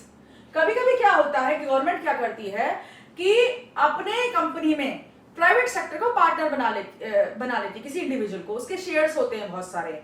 अब उसमें क्या होता है कि प्राइवेट सेक्टर और पब्लिक सेक्टर दोनों मिलकर चलाते हैं, तो उसको कहते हैं मिक्स्ड इंडस्ट्री, आपकी मिक्स्ड एंटरप्राइज। एक फैक्ट्री में दोनों की पार्टनरशिप है सपोज, लेकिन अब क्या करती है गवर्नमेंट, विड्रॉ कर लेती है, यानी हट जाती है वहां से। गवर्नमेंट हट गई तो कौन बच गया मैनेजमेंट में, प्राइवेट सेक्टर, और बदले में अपनी पार्टनरशिप के बदले पैसा ले लेती है। ठीक है, ये दो तरीके होते हैं, या तो पूरी तरह सेल कर दो, उसको बेच ही दो प्राइवेट सेक्टर को, या फिर उसमें जो चल रही होती है मिक्स्ड जो एंटरप्राइज था उसकी पार्टनरशिप गवर्नमेंट हटा लेती है और खाली प्राइवेट को दे देती है। Note, mixed enterprises is an enterprise jointly owned by government and the private sector entrepreneurs. ये तो समझ में आ गया होगा। Then what is disinvestment? Disinvestment, देखिए इन्वेस्टमेंट का मतलब क्या होता है, पैसा निवेश करना, लगाना किसी फैक्ट्री में, फर्म में, बिजनेस में। डिसइन्वेस्ट मतलब पैसा निकाल लेना वहां से। Disinvestment is a policy to promote privatization by selling share capital of public sector undertakings or PSUs to private sector. Disinvestment कैसे होता है? मान लीजिए कोई फर्म है, एंटरप्राइज है जो पब्लिक सेक्टर चला रही थी, उसने क्या किया कि अपना पैसा वापस लिया, यानी बेच दिया, तो पैसा वापस ही तो लेना होता है भाई, ठीक है। प्राइवेट सेक्टर को बेच दिया, अब पैसा उसने कमा लिया, यानी गवर्नमेंट ने अपना पैसा वापस ले लिया उस फैक्ट्री से, ठीक है। Disinvestment is done to improve production and managerial efficiency and lead to modernization. देखिए मैंने पहले ही बताया, गवर्नमेंट सेक्टर ढंग से काम नहीं कर पा रहा था, पब्लिक सेक्टर एंटरप्राइजेस ढंग से प्रोडक्शन नहीं कर रहे थे, ना ही देश में तरक्की हो रही थी। अब गवर्नमेंट ने ये सोचा कि भाई इनको चलाने से बेहतर इन्हें बेच डालो। भाई जो आपकी भी मान लो कोई बाइक नहीं चली तो आप क्या कह रहे हैं, इसे बेच दो, ठीक है, इससे कुछ पैसे कमा लो। ऐसी गवर्नमेंट कर दिया, नहीं चल रही फैक्ट्री, प्राइवेट वालों को बेच दो, उसे ठीक ठाक कर देंगे। प्राइवेट सेक्टर में क्या होता है, आप अगर सैलरी ले रहे हैं तो बहुत अच्छा काम करना पड़ता है। तो जो फर्म्स काम नहीं कर रही थी, एंटरप्राइज ढंग से काम नहीं करते गवर्नमेंट के, उन्होंने उनको बेच दिया प्राइवेट सेक्टर को, ताकि वहां पे मैनेजरियल एफिशिएंसी बढ़ सके, यानी काम करने की जो गुणवत्ता है वो बढ़ सके, प्रोडक्शन बढ़ सके, वो ग्रो कर सके, मतलब फैक्ट्री डेड ना हो जाए। पता चला गवर्नमेंट कंट्रोल करे, धीरे धीरे करके वो खत्म ही हो गई, इंडस्ट्री खत्म हो गई, उसको बचाने के लिए गवर्नमेंट उसको बेच देती है। It is an important source of managing deficit by the government. अब कहते हैं ना आम के आम गुठलियों के दाम, अब इसको पैसा तो मिलता ही है, और वो पैसा कहाँ काम आता है गवर्नमेंट को बेचकर प्राइवेट सेक्टर को। अब पब्लिक सेक्टर एंटरप्राइज ने प्राइवेट सेक्टर को बेच दिए तो उससे पैसा मिलता है, वो डेफिसिट जो होता है गवर्नमेंट का, बैलेंस ऑफ पेमेंट्स में डेफिसिट होता है, या बहुत ज्यादा खर्चा करती है, कई बार टैक्स से उसकी आमदनी इतनी नहीं होती, खर्चे बहुत हो जाते हैं, वो खर्चे को पूरा करने के लिए भी गवर्नमेंट अपना बेच देती। कई बार होता है हमारा कि हमारी नौकरी चली गई, या नौकरी में पैसे कम मिल रहे हैं, या हमने लीव ज्यादा ले ली, तो सैलरी कम आई, हम क्या करेंगे, अपनी बाइक बेचकर अपने घर का काम चला लिया, हमने खर्चा चलाया। ऐसे गवर्नमेंट भी खर्चा चला लेती है अपना, सिंपल शब्दों में कहा जाए। Need for privatization, it was mainly needed in India due to poor performance of public sector. देखिए ई यहाँ पे एक्स्ट्रा लग गया, सॉरी टाइपिंग मिस्टेक है, ई को काउंट मत कर, ई पुअर नहीं है, ये सिर्फ पुअर है। परफॉर्मेंस ऑफ पब्लिक सेक्टर, अब पुअर परफॉर्मेंस थी पब्लिक सेक्टर की, इसलिए प्राइवेटाइजेशन जरूरी था। इनएफिशिएंसी रेगुलेटरीज और सेक्टर एंटरप्राइजेस, इनएफिशिएंसी बहुत थी इसलिए प्राइवेटाइजेशन जरूरी था। हाउ इट हैपेंड, कैसे हुआ? कंट्रीब्यूशन ऑफ पीएसयूज, ये तो पहले भी आपको डिस्कस किया गया है कि पीएसयूज जो थे, पब्लिक सेक्टर जो था, उसको बहुत ज्यादा इंपॉर्टेंस दी गई जब हमारी 1950 में हमारी इकोनॉमिक पॉलिसी लाई गई। इसी वजह से 1956 में इंडस्ट्रियल पॉलिसी रेजोल्यूशन लाया गया जिसमें क्लियरली आउटलाइन था की role of public sector enterprises, PSUs का की रोल था, मतलब मेन काम जो था, मेन जो इंपॉर्टेंस थी वो पब्लिक सेक्टर एंटरप्राइजेस की थी। प्राइवेट सेक्टर को कोई भी इंपॉर्टेंस नहीं दी गई थी हमारी पॉलिसी में 1991 के पहले। India diversified its industries and made good base due to PSUs, हालांकि पीएसयूज ने बहुत अच्छा काम किया, डाइवर्सिफिकेशन मिला इंडस्ट्रीज को, अलग अलग देश के अलग अलग पार्ट्स में बहुत सारी इंडस्ट्रीज लगी। It went structural transformation agrarian agriculture to industrial, तो मतलब स्ट्रक्चरल ट्रांसफॉर्मेशन हुआ उसका। पहले क्या था, हमारा देश एग्रेरियन देश था, उसके बाद इंडस्ट्रियल देश बन गया हमारा, इंडस्ट्रीज बहुत ज्यादा आ गई पीएसयूज की वजह से। कैसे हुआ? अब PSUs give Navratnas and mini ratnas to India. देखिए बहुत सारे काम किए पब्लिक सेक्टर ने आपके यहाँ पे, उसने नवरत्नास दिए हमें, मिनी रत्नास दिए, but gradually they became a dead weight and social liability due to huge losses which were mounting. देखिए ये जो आपका पोर्शन चल रही है, भूमिका चल रही है कि प्राइवेटाइजेशन लाना ही क्यों पड़ा हमारे देश में, तो ये पब्लिक सेक्टर को बहुत की रोल था, गवर्नमेंट बहुत इंपॉर्टेंस दे रही थी, उसने बहुत सारे अच्छे काम किए, लेकिन धीरे धीरे चल के वो डेड वेट बनी। डेड वेट कैसा होता है कि जैसे कोई लाश उठा रखी हो अपने कंधों पे, डेड वेट का मतलब ये होता है, यानी कि उससे कोई फायदा नहीं हो रहा आपको, आप बस उसका बोझा उठा रहे हैं, ठीक है। ह्यूज लॉस हो रहे थे और बहुत सारा नुकसान बढ़ता जा रहा था, लीकेज, पिल्फरेज, इनएफिशिएंसी, करप्शन बहुत था पब्लिक सेक्टर में। Owing to this 1991 the government decided to phase out public sector enterprise। phase out का मतलब उन्हें बेच डालने का निर्णय किया गया बहुत सारे पब्लिक सेक्टर एंटरप्राइजेस को जो घाटे में चल रहे थे, जो पीएसयूज घाटे में चल रही थी, उनको बेच डालने का निर्णय लिया गया। Navratnas were kept due to their efficient performance and efforts were made to increase their competitive strength. Navratnas को रोक लिया गया क्योंकि उनकी स्ट्रेंथ बहुत ज्यादा अच्छी थी और वो एफिशिएंट थे, काम बहुत अच्छा कर रहे थे वो लोग। Then, नवरत्नास कौन से हैं? A term derived from 9 Jews in the court of King Vikramaditya who were men of eminence and rare wisdom। नवरत्न वो थे विक्रमादित्य के दरबार में जो बहुत ज्यादा एमिनेंट थे, स्कॉलर्स, बहुत विद्वान लोग थे, उनको नवरत्नास कहा गया। 9 लोग थे, 9 रत्न। ऐसे ही अकबर के उसमें भी 9 रत्न थे, नवरत्नास थे। Government of India identified industries with efficient performance and bestowed them the title of Maharatnas, Navratnas and Mini Ratnas। तो इस तरह की इंडस्ट्रीज थी जो गवर्नमेंट ने आइडेंटिफाई की, जो बहुत अच्छा काम कर रही थी, बहुत ज्यादा प्रॉफिट कमा रही थी गवर्नमेंट के लिए, उनको इसने 3 नाम दिए, Maharatnas, Navratnas and mini ratnas. They are regarded as the epicentre of growth of Indian economy. ये हमारे देश की ग्रोथ का एपिसेंटर यानी ध्रुव माने, मतलब एक सेंटर माना जाते हैं, फोकल पॉइंट माने जाते हैं। महारत्नास से नवरत्नास कौन कौन से? महारत्नास में Indian oil corporation of India, IOC, steel authority of India limited आती है। नवरत्नास में आते हैं हिंदुस्तान एरोनॉटिक्स लिमिटेड, महानगर टेलीफोन निगम लिमिटेड। देखिए 2 लिए गए हैं, ज्यादा एग्जांपल नहीं लिए हैं, आपको याद करने में दिक्कत होगी, आपकी बुक में भी इतने ही हैं। मिनी रत्नास कौन कौन से? भारत संचार निगम लिमिटेड है, बीएसएनएल। अगर आपको एग्जाम पे पूछा जाए, देखिए आपके एमसीक्यूज में भी सवाल आ सकता है और आपके वैसे डिटेल में भी आ सकता है कि 3 एग्जांपल दीजिए मिनी रत्नास, नवरत्नास के। Airport authority of India limited, Indian railways catering to tourism corporation of India, IRCTC भी आपकी किसमें आती है? मिनी रत्नास में आती है। Then obvious gains of privatization, मतलब जो बिल्कुल प्रस्तुत, जो एकदम विजिबल गेन्स थे प्राइवेटाइजेशन के, वो क्या थे? Privatization works for profit motive and self-interest only, and entrepreneurs always work best for self-interest. This leads to efficiency and high productivity. इनसे प्रोडक्शन बढ़ा, एफिशिएंसी बढ़ी, क्योंकि जब कोई खुद के लिए काम करता है तो अच्छा करता है। प्राइवेट वाले क्या आता है, मान लो मेरी फैक्ट्री, मैं अपने लिए ज्यादा अच्छा काम करूंगी तो गवर्नमेंट के लिए ज्यादा अच्छा काम नहीं करूंगी, तो एफिशिएंसी बढ़ी। Private companies work with efficiency at domestic level and at international level, दोनों जगह अच्छा काम करती हैं private sector companies. Privatization leads to diversification of production, ये बहुत सारी चीजें प्रोड्यूस करती है, गवर्नमेंट सेक्टर के लिए इंपॉर्टेंट चीजें प्रोड्यूस करेगी। ये हर चीज वो प्रोड्यूस करेंगे जो मार्केट में बिकती है।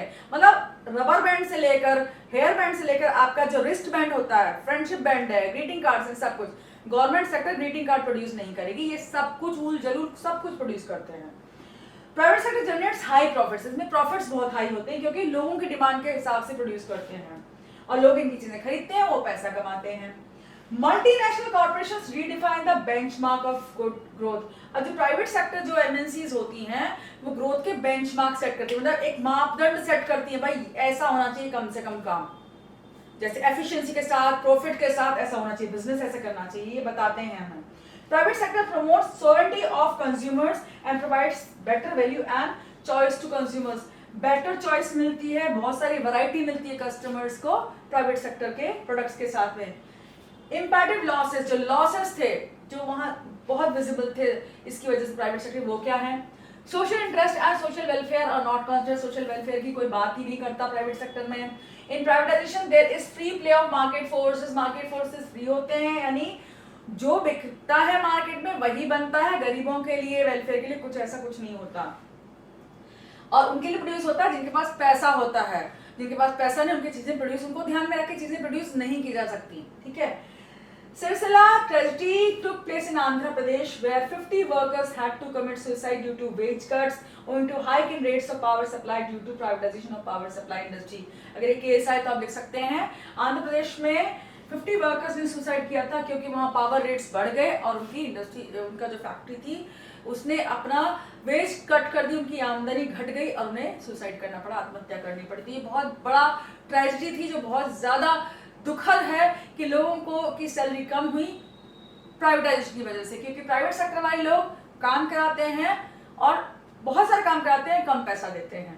Globalisation, globalization stands for integrating domestic economy with economy of other nations with free flow of trade and capital.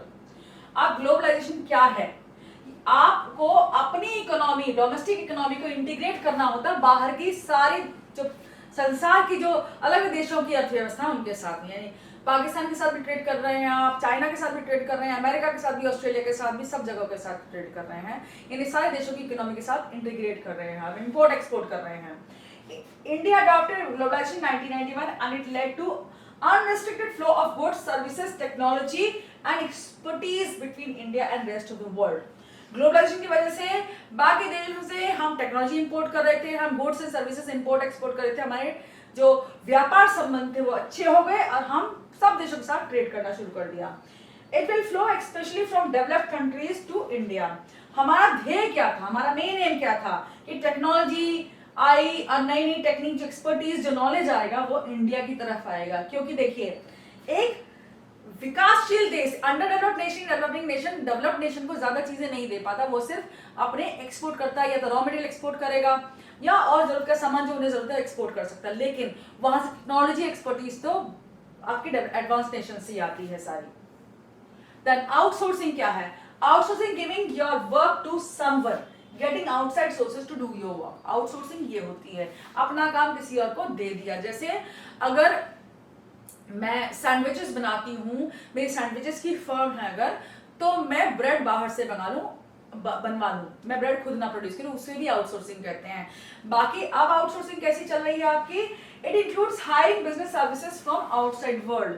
America हुआ, कनाडा हुआ, बाकी ऑस्ट्रेलिया हुआ, इनके बीपीओज इंडिया में हैं, यानी कि जो सेल्स सर्विसेज है, कस्टमर जो सर्विसेज है या कुछ मेडिकल एडवाइस की सर्विसेज है, वो हमारे इंडिया में होती हैं बीपीओज में। कॉल सेंटर्स जो कहते हैं ना आप जॉब करनी है वो वाले, they include call centres, transcriptions जो मेडिकल फील्ड में काम आते हैं, then clinical advice, teaching, coaching and the like, और इस तरह की चीजें जो ब्यूटी एडवाइस वगैरह है वो सब इंडिया के जो यहाँ पे वर्कर्स हैं वो करते हैं, बीपीओज में करते हैं, इसलिए रात को ज्यादा काम होता है बीपीओज में वहां के टाइम के हिसाब से।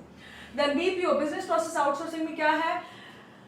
Call centres have flourished in India due to cheap labour India, यहाँ लेबर सस्ता है, growth of IT industry, IT sector बहुत अच्छा है इंडिया का, policy strategies promoting globalization of the Indian economy. Government ने बहुत सारी पॉलिसीज जो है वो रियायत दे दी है, बहुत रिलैक्स कर दी है, तो अब हमारे देश में कॉल सेंटर लगाना, उसे चलाना बहुत आसान हो गया है। बाकी के देश हमारे देश से काम भी करा सकते हैं, आउटसोर्स कर सकते हैं अपने काम को हमारे देश में। Then increase in equity limit of foreign investment. Equity limit क्या होता है, यानी कि अगर आपकी कोई फर्म है उसमें शेयर कितना, मतलब पैसा कितना लगा सकती है एक फर्म, बाहर की इन्वेस्टमेंट कितना कर सकती है। आपने देखा होगा बहुत सारे जो एंजल इन्वेस्टर्स हैं वो बहुत सारे जो स्टार्टअप्स हैं इंडिया के उनमें इन्वेस्ट कर रही है। तो पहले ऐसा नहीं था, आपका कितना भी अच्छा आइडिया है, कितनी भी अच्छी फैक्ट्री है, बाहर के देश के लोग आपके देश में इन्वेस्ट नहीं कर सकते थे, आपकी फैक्ट्री में इन्वेस्ट नहीं कर सकते थे। ये अभी हुआ 1991 के बाद में, उसके बाद और सारी पॉलिसीज बनी है। तो पहले क्या था, पहले 40% तक आपका लिमिट था कि 40% शेयर कोई बाहर का विदेशी कर लेगा। यानी कि आपका अगर दोस्त है वो कनाडा में रहता है, आपके बिजनेस में इन्वेस्ट करना चाहता है, तो 40% यानी अगर 10 लाख रुपए इन्वेस्ट करने हैं आपको बिजनेस के लिए, तो 4 लाख रुपए वो दे देगा, 6 लाख रुपए आपको देना होगा। वो ना 40-60 का रेशियो, जैसे 100 रुपए हैं तो 40 रुपए वो दे और आपके 60 रुपए आप दोगे, इस तरह से रेशियो होता था। लेकिन उसके बाद में 50% हुआ और अब तो 100% तक ही कोई कंपनी यहाँ पे अपना पैसा इन्वेस्ट कर सकती है। But they need to comply with foreign exchange management act. लेकिन फेमा जो एक्ट है उसको उन्हें उनकी बातें माननी पड़ती है उस एक्ट की। पार्शियल कन्वर्टिबिलिटी क्या होती है किसी करेंसी की, it refers to sale and purchase of foreign currency for foreign transactions at market price.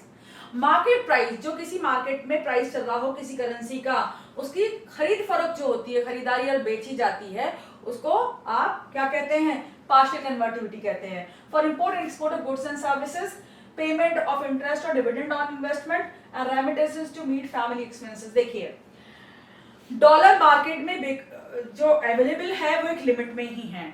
तो पार्शियल कन्वर्टिबिलिटी का मतलब है कि आप बहुत सारा पैसा अपना कन्वर्ट नहीं कर सकते रुपए और डॉलर में, लेकिन कुछ जरूरी चीजों के लिए इन चीजों के लिए आप उसको कन्वर्ट करके डॉलर में आप अपना काम चला सकते हैं। इसको कहते हैं partial convertibility.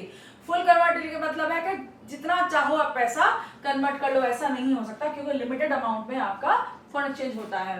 Long term trade policy. अब लॉन्ग टर्म ट्रेड पॉलिसी कौन सी होती है, जो लंबे समय तक आपकी व्यापार नीति चले, वो क्या है, it is frame for long term development by removing restrictions on trade except few goods.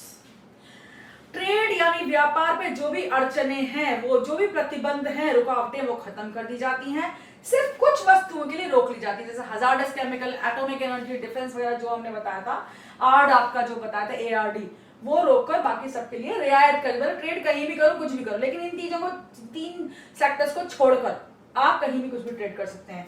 Reduction in tariffs, taxation में जो टैरिफ्स थे वो रिड्यूस कर दिए, कम कर दिए गए। जैसे अगर मैंने पहले शर्ट का एग्जांपल दिया था, आप कैमरे का एग्जांपल ले सकते हैं। अगर हमारा कोई कैमरा 1 लाख रुपए का बनता है और उस पर 100% अगर टैरिफ या ड्यूटी लगा दी जाए, हम उसे एक्सपोर्ट नहीं कर पाएंगे। क्यों भाई, जो 1 लाख का कैमरा हम सेल कर रहे हैं इंडिया में, वो बाहर जाके 2 लाख रुपए का 100% ड्यूटी यानी पूरी की पूरी कीमत बराबर डबल हो गई वो। अब वो जाकर विदेश में बिकेगा 2 लाख रुपए का। अब अगर उन्हें अवेलेबल अपने देश में कोई कैमरा 1 लाख का है तो हमारा कैमरा बिकने वाला नहीं है। तो टैरिफ जो बैरियर्स थे वो खत्म कर दिए गए। Increase competition of competitiveness of Indian goods. Competitiveness कैसे बढ़ती है किसी कमोडिटी की, गुड की, कि वो उसी प्राइस का बिके जहां और प्राइस की चीजें बिक रही हैं। अब हमारा कैमरा 2 लाख का और उनका कैमरा 1 लाख का, तो हमारा कंपटीशन कैसे होगा? प्राइस में तो हार गए ना हम, हमारी चीज महंगी है और महंगी चीजें प्राइस वॉर में हार जाती हैं। इसकी कॉम्पिटिटिवनेस, हमारे जो वस्तुएं हैं वो कंपटीशन में भाग ले सकें, बिक सकें बाहर, इसलिए हमने टैरिफ्स घटा दिए। Withdrawal of quantitative restrictions, they have been totally withdrawn in commitment to WTO। Quantitative restrictions, quota जो हमने बताया था ना, इतना ही हम क्वांटिटी अलाउ करेंगे इंपोर्ट एक्सपोर्ट के लिए, वो खत्म कर दी गए क्योंकि वर्ल्ड ट्रेड ऑर्गेनाइजेशन जो है उसको हमने कंप्लायंस दिया है, उसके हिसाब से हम काम करते हैं, इसलिए हम उसको खत्म कर दिया। Then first generation reforms and second generation reforms. First generation reforms कौन सी होती है, बस थोड़ा अंदर समझो, ज्यादा अंदर के आपको डीप में नहीं जाना है। Do not need legislative action and can be carried on by administrative and executive machinery of government. यानी इसके लिए लीगल सैंक्शंस की जरूरत नहीं पड़ती, कानून व्यवस्था में या जुडिशरी की जरूरत नहीं पड़ती है आपको। कुछ चीजें ऐसी होती हैं जो नॉर्मली एडमिनिस्ट्रेशन संभाल सकता है, म्यूनिसिपैलिटी कॉर्पोरेशन संभाल सकता है, पुलिस वगैरह संभाल सकती है, इसके लिए ज्यादा आपको कोर्ट कचहरी की नहीं जरूरत पड़ती। सेकेंड जनरेशन रिफॉर्म्स, जो थे, they need legislative action can not be carried on by administrative and executive machinery of the government. जो आपके नेता वगैरह हैं, जो आपकी मशीनरी है, आईएएस ऑफिसर्स, वो इसको काम नहीं कर सकते। उनके लिए आपको लेजिस्लेशन की जरूरत पड़ती है, कानून बनाने की, जुडिशरी की, कोर्ट्स की जरूरत पड़ती है। Then Indian economy during reforms, good effect. अब इंडियन इकोनॉमी ड्यूरिंग रिफॉर्म्स, मैंने गुड इफेक्ट किया है, इसके लिए कोड बनाया है, VCCCII, ठीक है। अब इसको आप याद कर सकते हैं इसके हिसाब से, जैसे vibrant, V for vibrant, I for increase industrial production, then C for check on fiscal deficit, increase in foreign exchange reserves. ये सारे आपके कोड है, इसके हिसाब से आप याद कर सकते हैं। थोड़ा कोड को प्रैक्टिस करनी होती है, और ये जब आपको याद रहता है VCCCIE, तो इससे क्या होगा, आपको आंसर पूरे जो पॉइंट्स है वो एक हिसाब से याद हो जाएंगे। तो क्या क्या है, वाइब्रेंट इकोनॉमी मतलब इकोनॉमी बहुत हमारी ग्रो करने लग गई। इंक्रीज इंडस्ट्रियल प्रोडक्शन, उद्योग में जो प्रोडक्शन था वो बढ़ गया, हमारी ग्रोथ हुई इंडस्ट्री की। फिस्कल डेफिसिट घट गया, भाई आमदनी अच्छी हो रही थी तो अब हमारे डेफिसिट खत्म होने लगे, बैलेंस ऑफ पेमेंट्स भी ठीक हो गया।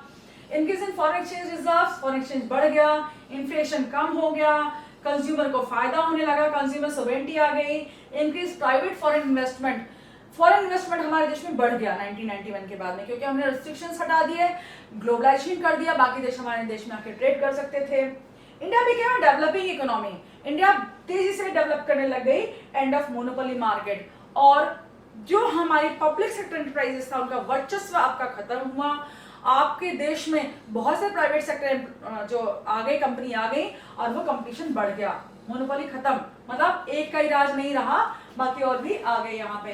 अब बैड इफेक्ट्स क्या क्या थे, देखिए मैंने यहाँ पे सारे बैड इफेक्ट्स लिखे हैं। अगर आप इनमें से आधे याद करना चाहें आधे याद कर सकते हैं, नहीं तो कोड के हिसाब से अगर आपको आंसर बहुत अच्छी तरह लिखना है, ये हेडिंग्स लिखिएगा, इनमें दो दो लाइन आप अंदर लिख सकते हैं, उसकी फालतू जरूरत नहीं होती है। बहुत लेंदी मत लिखिएगा आंसर। क्या होता है कि हम बहुत खुश हो जाते हैं, भाई यह आंसर तो हमें बहुत अच्छा याद है, इसे बहुत डिटेल में कर दो, लेकिन नहीं, सारे आंसर्स को इस तरह लिखो कि आपको सब में मार्क्स मिल सके। ऐसा नहीं कि 4 क्वेश्चन छोड़ के आगे लॉन्ग आंसर टाइप, और बाकी सब करके बहुत अच्छा बड़ा बड़ा आगे। सबको एवरेज टाइम दो, अच्छा टाइम दो जितना जरूरत है, ठीक है। अब इसका कोड क्या, बैड इफेक्ट का AFDCSS, FDEC UDF ड्यूज, ठीक है। तो आप इसको किसी तरह याद कर सकते हैं और इसमें लिख सकते हैं। देखिए ज्यादा जहां पॉइंट्स हों वहां मैं कोड बना लेती थी अपने पढ़ने के लिए, वही आपके साथ शेयर कर रही हूँ। एग्रीकल्चर वॉज नेग्लेक्टेड, ठीक है, वो क्या था, मैंने इसके किस वजह से नेग्लेक्ट हुए थे। Foreign investment in agriculture, agriculture में खेती में जो खेती था उसका सबसे ज्यादा नुकसान हुआ रिफॉर्म्स की वजह से। डिक्रीज सब्सिडीज, इन्वेस्टमेंट खत्म हुआ, सब्सिडी खत्म, काफी कम हो गई। इंपोर्ट ड्यूटीज थी वो खत्म हुई। अब इंपोर्ट ड्यूटीज का क्या नुकसान हुआ एग्रीकल्चर को, देखिए जब बाहर के देश जो हैं जो अनाज बना रहे हैं और हम उसे इंपोर्ट कर रहे हैं, इंपोर्ट ड्यूटी खत्म हो गई, तो बाहर के देश से अनाज लोग इंपोर्ट करने लगे, जो फैक्ट्रीज थी आटे की मिली थी इंपोर्ट करने लग गई, हमारा देश इंपोर्ट करने लगे, और हमारे देश के जो किसान थे उन्हें लॉस हुआ, क्योंकि जब इंपोर्ट ड्यूटी घटी, बाहर का अनाज अगर सस्ता है तो हमारा अनाज नहीं बिक पा रहा था, ये नुकसान हुआ। शिफ्ट इन क्रॉपिंग पैटर्न, हम कमर्शियल क्रॉप की तरफ ज्यादा चले गए, जो नॉर्मल जो अनाज है वो उगाने, जैसे अंग्रेजों के टाइम पे हम शुगर केन हुआ, टी कॉफी ज्यादा प्रोड्यूस करते, वो हमने अभी भी क्रॉपिंग पैटर्न में चेंजेस आ गए। Slow down in industrial sector थोड़ा कमजोर हुआ, हालांकि बढ़ा भी, लेकिन थोड़ा फिर भी कमी रही। अनएम्प्लॉयमेंट इंक्रीज, बेरोजगार थोड़ा बढ़ा। डिसइन्वेस्टमेंट बाय गवर्नमेंट एंटरप्राइजेस कम हुए, ये भी एक दुखद बात थी, क्योंकि देखिए दुखद इसलिए है कि प्राइवेट सेक्टर में लोगों की सैलरीज नॉर्मली कम होती है, गवर्नमेंट सेक्टर अच्छी सैलरी देता है, अच्छी सिक्योरिटी, अच्छी सोशल सर्विसेज देता है। इसमें लोगों की कमी है पार्शियली कि वो उन्होंने अच्छा काम नहीं किया देखा जाए तो। फिस्कल क्राइसिस अभी भी थोड़ा बना हुआ है, क्योंकि बहुत सारी जब हमने घटाई है जो अपने जो एक्सपोर्ट्स हमारे किसी वजह से बाहर के देशों में फ्री प्ले होता है मार्केट फोर्सेस का, कई बार हमारी वस्तुएं कम्पीट नहीं कर पाती और हमें बहुत ज्यादा घाटे भी हो जाते हैं। अर्बन सेंटर्ड ग्रोथ, अभी भी बहुत सारी फैक्ट्री अर्बन एरियाज यानी सिटीज में ही है, शहरों में है, अभी भी गांव में छोटे छोटे जगहों पे फैक्ट्रीज नहीं लग पाई हैं।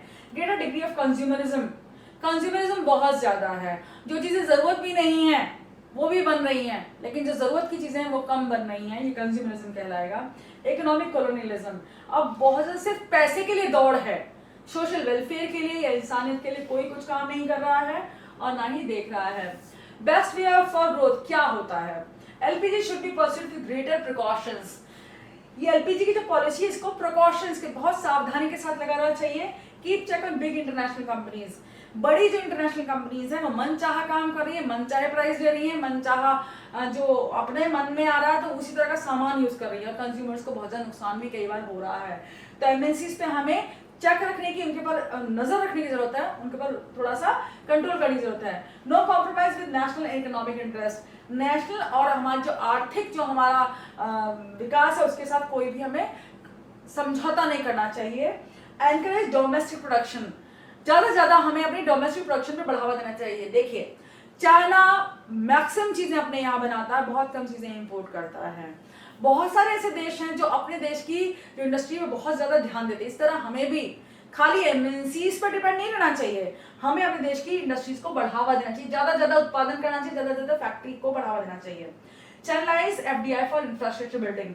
अब हमारे यहाँ क्या हो रहा है, एफडीआई जो आ रहा है, एमएनसी जो आ रही हैं, कंज्यूमर मार्केट में ज्यादा जा रही हैं, वो फैक्ट्रीज लगा रही हैं, जैसे कुरकुरे वो सॉरी चिप्स बना रही हैं, आपके स्नैक्स बना रही हैं, आपके छोटी मोटी मशीनरी गाड़ियां बनाई, लेकिन इनसे हमें फायदा नहीं है। कल वो बंद हो गई तो सब कुछ खत्म। लेकिन अगर वही पैसा जो एफडीआई आ रहा है, बाहर से इन्वेस्टमेंट आ रहा है, उससे हम सड़कें बनवा लें, अपने पुल बनवा लें, बहुत बड़ी बड़ी बिल्डिंग्स बनवा लें, तो हमें आगे तक भी फायदा इसका होने वाला है, हमारा देश तरक्की करने वाला है। ओके, तो this is part 2 of your chapter 4। समझ में होपफुली आ गया होगा। इसके जो नोट्स हैं आप स्क्रीनशॉट्स ले लीजिए, इन्हीं से आप आंसर्स दे सकते हैं। क्वेश्चंस किस तरह बनाए जाते हैं, इनसे जो हेडिंग होती है उनको ही उल्टा कर लो थोड़ा सा, कि what is the best way for growth of India, तो आप इसको आंसर को लिख सकते हैं। इसमें 2-2, 4-4 लाइन आप ऐड कर सकते हैं। हेडिंग्स यहाँ पे हैं। मैंने आपके जो बुक के जो पोर्शंस थे उनको हेडिंग्स में कन्वर्ट कर दिया है। आप इन हेडिंग्स के हिसाब से अपने आंसर्स लिख सकते हैं, पॉइंट के हिसाब से, और अच्छा स्कोर कर सकते हैं। Thank you so much. Take care. God bless you and work hard.